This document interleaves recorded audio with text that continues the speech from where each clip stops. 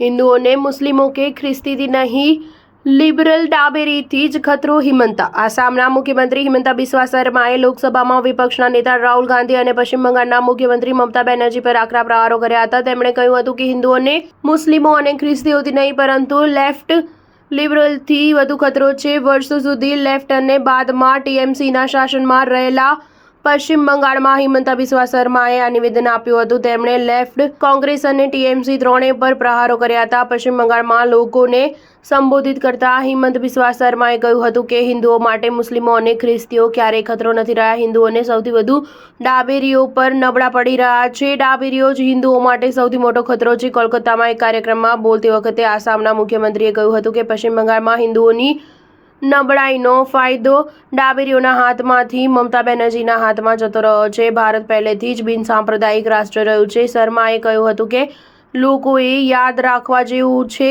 કે દેશને સ્વતંત્રતા મળી ત્યારથી જ આપણી સભ્યતાની સ્થાપના નથી થઈ.